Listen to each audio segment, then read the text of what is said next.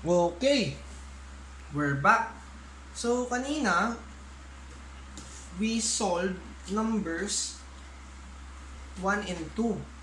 Now, we'll proceed with problem number 3 about your compressors. Now, ito yung problem. So, sabi dito, a single stage air compressor handles 0.454 Qmix. Ano bang Qmix? That is cubic meter per second of atmospheric air or pressure, atmospheric pressure at 27 degrees Celsius air and delivers it to a receiver na at 652.75 kPa. Its volumetric efficiency is 0.72. Its compression efficiency on an isothermal basis. Ako, isothermal. So, matatandaan natin kapag isothermal, that is, as far as I know, isothermal is the minimum work. Is 0.85, and its mechanical efficiency is 0.90. If it rotates at 350 RPM, what power in kilowatt is needed to drive it? Now, may given dyan. Okay, ano ba yung mga given? Lista muna natin. Sabi dito, sa number 1, meron ka daw, meron ka daw na volume. Ano ba yung volume nyo? 0.454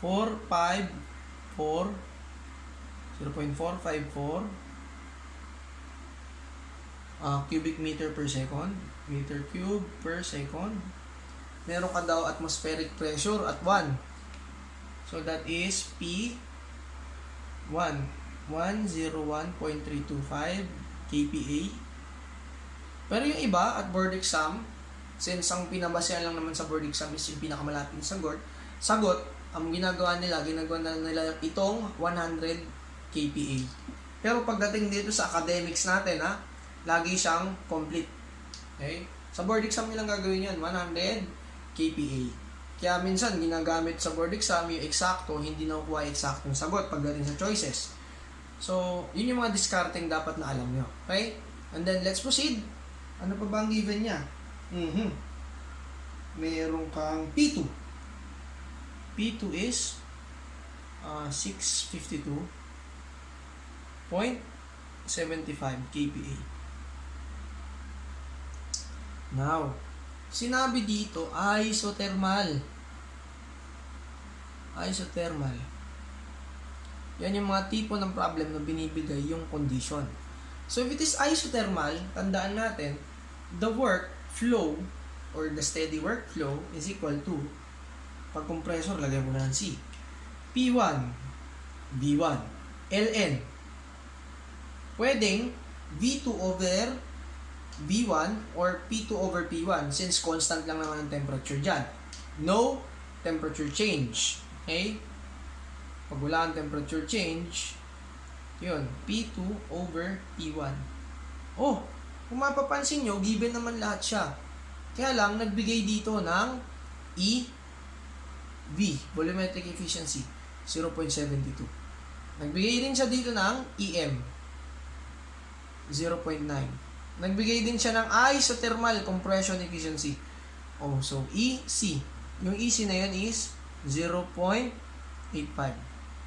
Oh, hindi mo naman gagamitin tong EV kasi ginagamit lang tong pag may clearance ka. Wala naman binigay na clearance dyan. Okay? Hinahanap dito the power in kilowatts needed to drive it. Needed to drive it, ibig sabihin, the motor power. Since motor power yan, bago dumaan ang compressor, meron kang mechanical losses at meron kang compression losses para dun sa dulo. Okay? This will be P1, B1, Ln ng P2 over P1. All over EM, EC, compression ratio. So, P1 is 101.325. Oh, hindi kasya dito. So, ibaba na lang natin. Okay? Ibaba na lang natin siya. So, motor power. Kita pa ba? Yes, kita pa. The motor power is P1 101.325 kilonewton per meter squared. Tapos meron kang V1 na 0.454. Check natin, 0.454 meter cube per second. Tapos meron kang load nung pressure ratio. Okay, the maximum pressure divided by the minimum pressure. So 652.75 kPa. Hindi natin lalagay yung unit. So 101.325. Yun. And then divide na natin siya ng mga efficiency. So meron tayong 0.9, 0.85. Calculate natin yung answer. Okay, kuha pa ba? Yes, kuha pa yan. So, P1, 101.325. Tapos, times 0.454. Loan ng 652.75. Divide man ng atmospheric, 101.325. Divide ng yung efficiency natin sa baba. 0.9 times 0.85. Hindi na to kasali yung 72 kasi EV lang naman yan. 0.85. So the answer will be, nag-syntax error. Bakit kaya? Ito, times. Syntax error pa rin. Wala siyang parenthesis. Yan. 112.018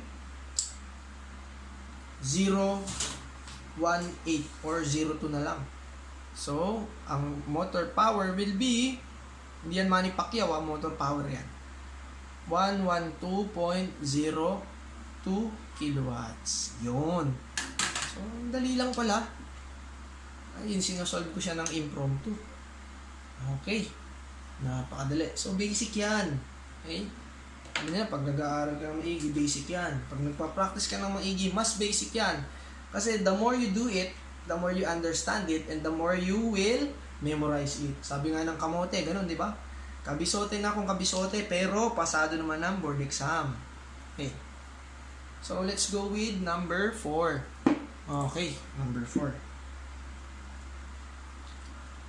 Medyo tingin ko, mahaba ito. So, let us read the problem. A single acting air compressor has a volumetric efficiency of 0.87% or 87%. Rotates at 500 RPM. So, nabigay siya ng rotational motion, rotational rate. Okay. So, it takes air at 100 kPa and 30 degrees Celsius and discharges it at 600 kPa. The air handled is 6 cubic meter per minute, nakalagay dyan, measured at discharge condition. So, air handled, yan na yun. Pero pinagkaiba ng air capacity, free air capacity, tsaka air handled. Air handled is the volumetric discharge. Yan. If the compression is isentropic, isentropic. Ibig sabihin, that is maximum work. Find the mean effective pressure in kPa. Okay, MEP ang hinahanap. Pero bago yun, pwede natin gawin to. May relationship yan. Paano bang MEP?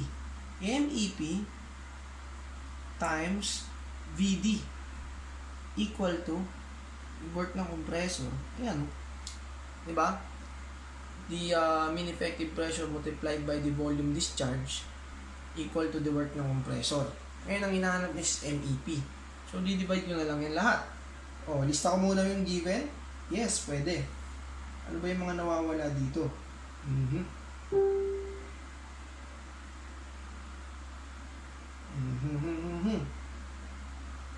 So, volumetric, wala kang volume discharge. MEP. So, pwede ko siya i-cancel. Okay. Sulat ko muna na MEP is hindi to rating sa Dota That is work ng compressor. O pwede rin work WC pwede yan.